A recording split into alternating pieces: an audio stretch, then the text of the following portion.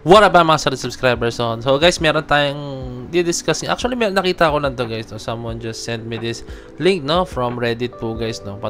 Actually, babasahin natin to. No? So bago natin basahin yung comments, mga comments or mga replies dito. No? Basahin muna natin kung saan nagsimula yung mga comments nila or kung ano ba yung pinaka ano ito, kung baga, saan nagsimula. No? Hindi ko alam kung tamang term eh. Okay, tara, let's go. Okay, no? Basahin mo na ito guys. No? From our P-pop community. Okay, no? Yung kasama yung R na yun, guys, ha? Okay, no? Do you genuinely think SB19 could make it globally? If yes, how? If no, why? Okay, they just got a hit on TikTok, although it's mostly in Asian countries, okay? And their submission and Grammys got accepted. These are pretty big in P-pop and OPM in general. I know a lot of people are rooting for them, but I wonder if you guys think they could make it. It depends if making it big means as huge as BTS, Blackpink, or just big enough that they could play in arenas in different countries and their albums could be sold in physical stores around the world because there is a huge demand.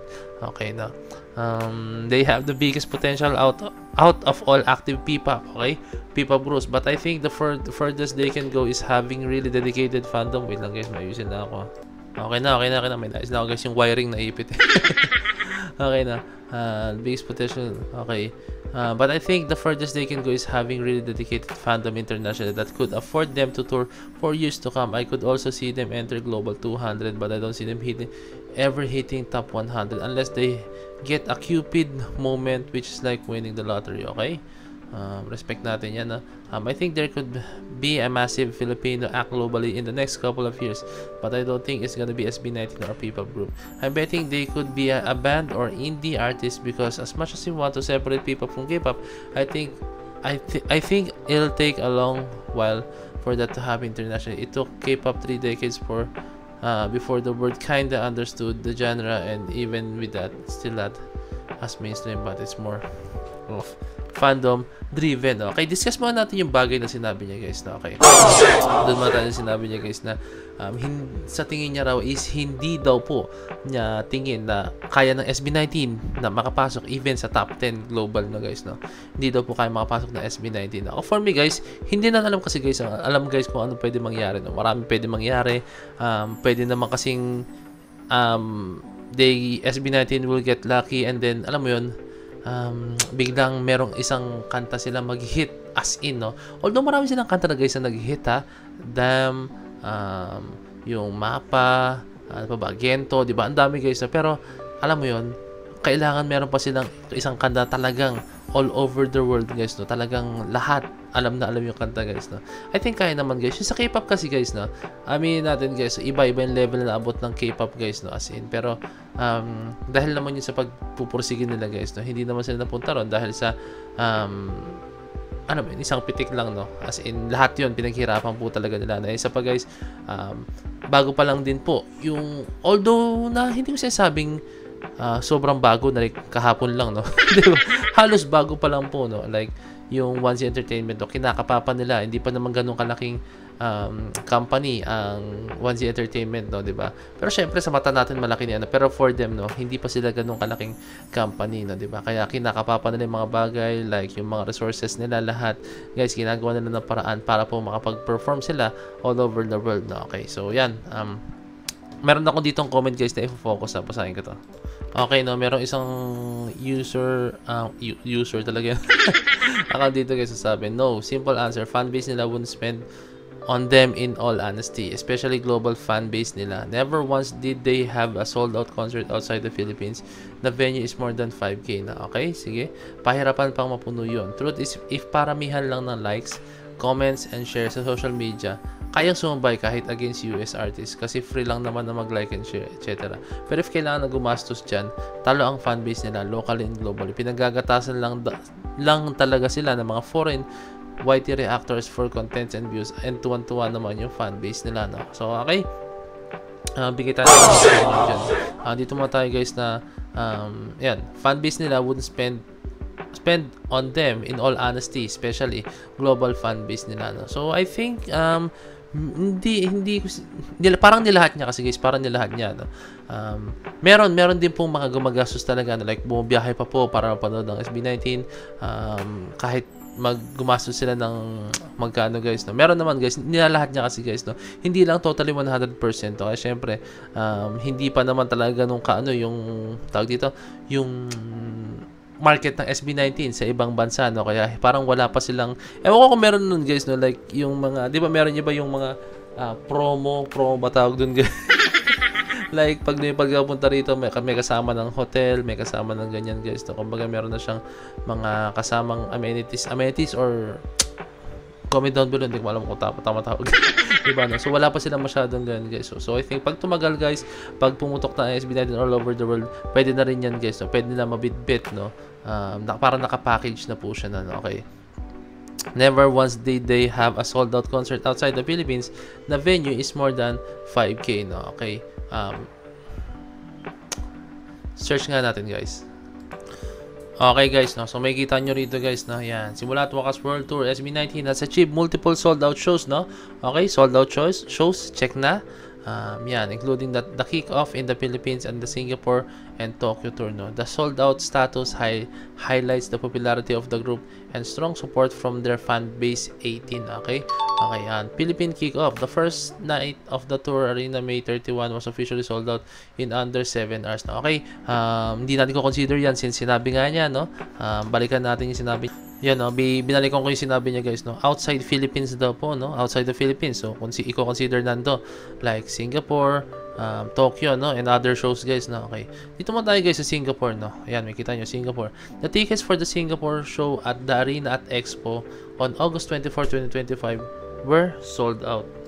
Okay, next natin i-check guys kung ito bang Singapore show at the Arena at Expo, kung ilan yung capacity niya guys, no? Check natin guys, no? Kung tama ba yung sinasabi niya, hindi pa raw po nakapuno ang SB19 International or sold out shows, no? Na above 5,000 yung capacity guys, okay?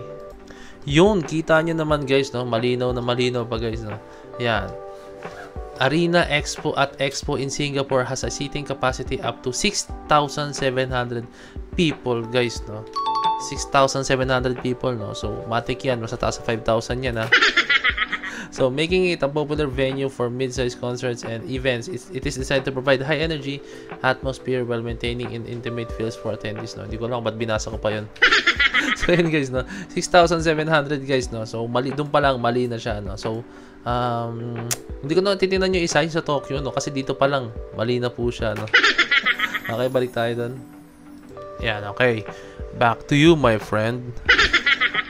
Yan, yan, pahirapan daw mapuno yun, no? So dyan sa pahirapan na mapuno, no, ang bilis lang mapuno yan guys, if I'm correct. Pag nag-post ang SB19, no, halos ubos agad yung mga VIP seats, yung mga upper box, yung mga malapit halos sa ano, no? Ubos agad guys, na okay.